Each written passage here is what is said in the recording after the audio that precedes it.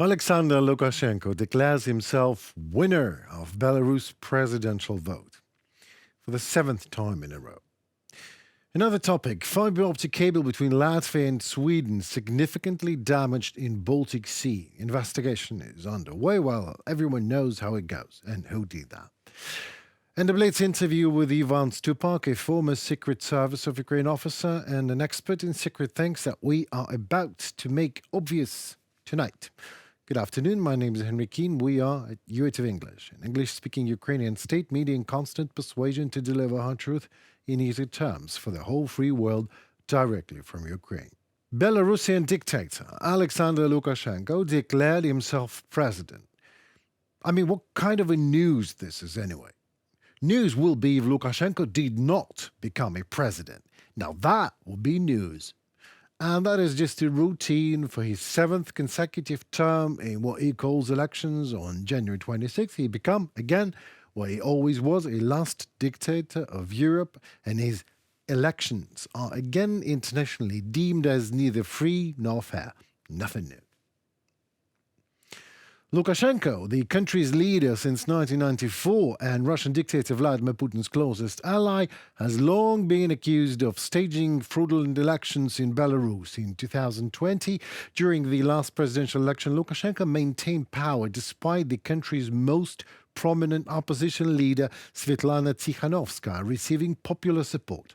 The Belarusian Election Commission claimed that Lukashenko won almost 87% of the vote, followed by regime-approved and little-known candidates like Sergei Sirankov with 3.2% or Oleg Gaidukevich with 2%. Some 3.6% of the ballots, though, voted against all candidates. You can congratulate the Republic of Belarus. We have elected the president, said that little cute white dog that you see on the screen. Oh, sorry for that, said Igor Karpenko, the head of the Electoral Commission, early on January 27th. The commission claimed an 85.7% turnout. The now exiled opposition leader Tikhanovskaya was not so excited. Following the fabricated results in 2020, mass protests erupted in Minsk but were ultimately quelled by the support of Russia. According to the Belarusian human rights group Vyesna, over 60,000 citizens have been detained for political reasons since the 2020 election. Tikhanovskaya responded to the election result on January 26 by condemning the legitimacy of the vote and rejecting Lukashenko as president. There are not elections, but a special operation to illegally cling to power. Lukashenko, propped up by Putin, holds 9 billion Belarusians hostage, drags us into war, and betrays our sovereignty. Svetlana Tikhanovskaya, the now exiled opposition leader. Notably, Lukashenko declined to invite a mission from Organization for Security and Cooperation of Europe, OSCE. Why would he? To observe the country's presidential elections. On November 22, state-run news outlet Belta reported that Lukashenko may completely shut down the internet during the 2025 presidential elections if protests similar to those in 2020 arise. If the protest happens again, we will shut the internet down completely, Lukashenko said, admitting, by the way, that internet shutdowns during the protest in 2020 were carried out with his approval. While Belarus has not directly participated in the war against Ukraine, it has allowed the Kremlin to use its territory as a staging ground for its operations. The country is also cozy hosting Russian tactical nuclear arms on its territory. And a sweet touch to that absurd. U.S. Secretary of State Marco Rubio announced on January 26th that Belarus had unilaterally released an American woman from detention. Rubio identified the U.S. citizen as Anastasia Nofair, who was detained earlier during former President Joe Biden's tenure.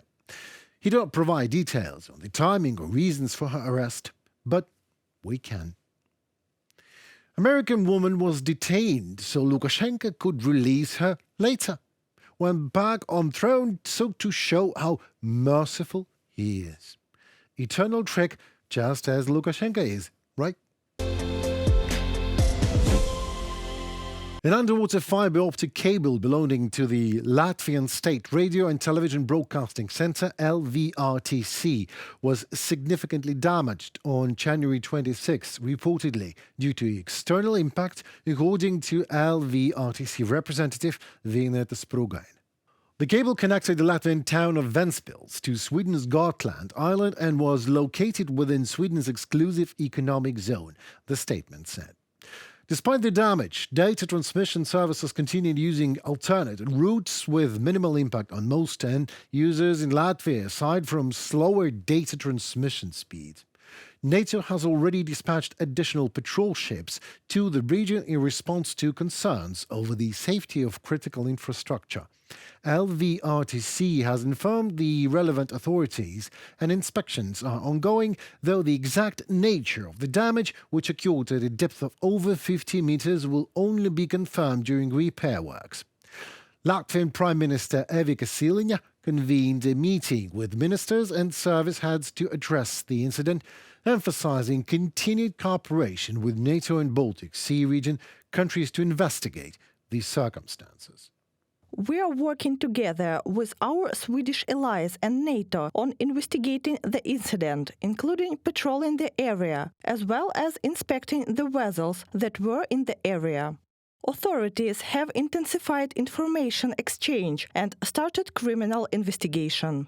Evika Siliņa, Latvian Prime Minister. This marks the second recent incident of damaged critical cables in the Baltic Sea.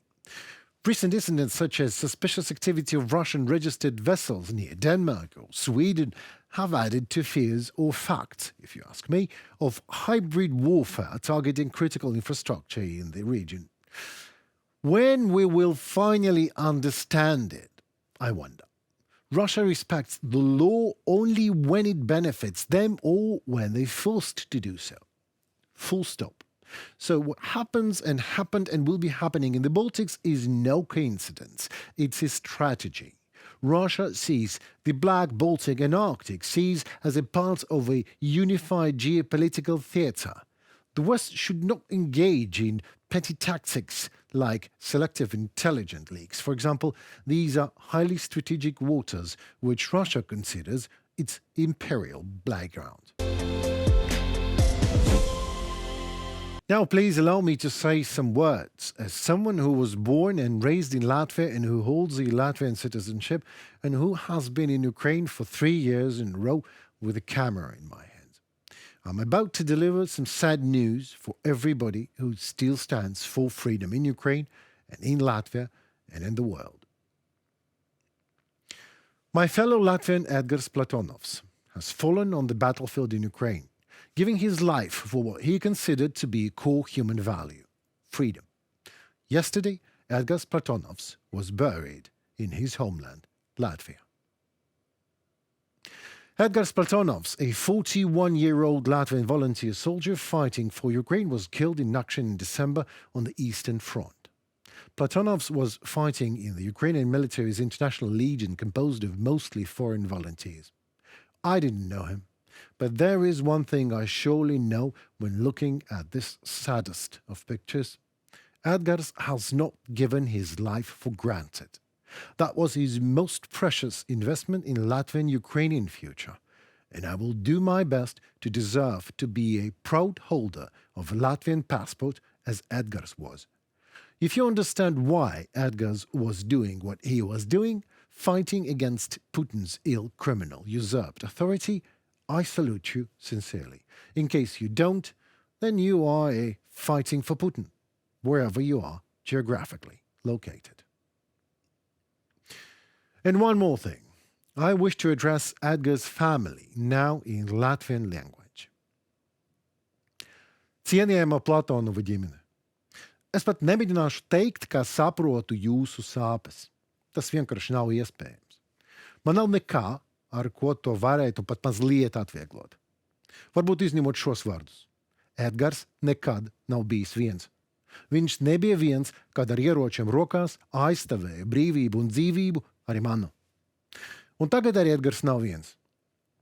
Viņš ir kopā ar 10,000 savu ieroču brāļu un māsu, kuri aizgāja mūžībā šajā noziedzīga Krievijas cāra uzsāktē karā. Paldies, un Dievs svētī Latviju! Ivan Stupak, a former spy and a secret agent that always tell me during an interview that he is not a spy and not an agent. Okay, I understand that. That's an occupational hazard. Hello, Ivan. Hi, glad to see you. It's glad to see you too. I hope you heard what happened in Baltic Sea and will undoubtedly happen again. This is Russian sabotage, strategy. Yeah. That's what it is. What do we do about it as a European family?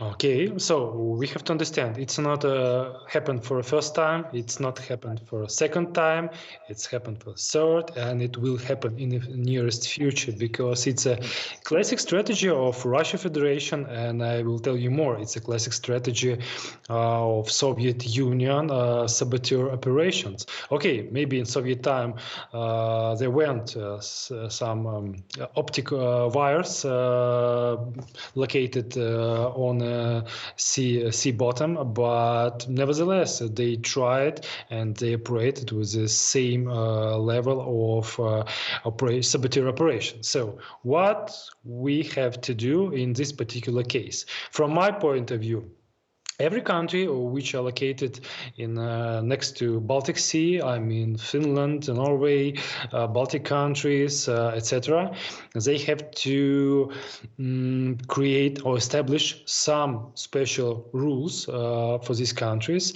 and also how to contract on these saboteur operations, and as a punishment when, for example, this kind of operation has happened or conducted, and law enforcement agencies, doesn't matter, Finland or Norway or Estonian, they capture this vessel and detain the command or crew, and as an act of punishment, they should be established that vessel should be sold on auction right. as a result of judgment. Right. As a repairing cost for the fiber cable that they damaged. Yeah, right. And one more point. There are not so much of vessels which Russia Federation could operate. Right. One vessel should be sold, second, third, and they run out. So are you telling me that I imagine I heard they just a couple of vessels were stopped and the investigation is underway. I don't know what happened to that very moment, but we say that if a ship that was damaging the cable, we caught it. So is it legal that we just, what do we do with it? We sell it? What do we do with the crew? What do we do with the people? I mean, if this is Russian flag, we understand that these are enemies, or at least not obvious enemies, but saboteurs. But if this is, I don't know, a Panama flag or whatever, any country's flag. I do agree with you. Look, but there should be conducted an investigation, and the interrogation should be also conducted to understand to understand who is friend, who is friend of foe. One more, to understand what were intentions of, for example, captain and or his crew. What about strange persons on this vessel who run this vessel, for example? So every condition should be studied, and the option for or way for judge to decide whether they're guilty or not guilty. And also from my side, this vessel should be sold on an auction. Yeah, I mean, that makes it two of us, because the reason I'm smiling, because I'm pleased, I would be pleased if I will see a Russian vessel that is sold and the money would go to Latvia or to Estonia. Well, that Latvian cable was my native Latvia, and they just broke that cable and damaged it. But it just doesn't happen.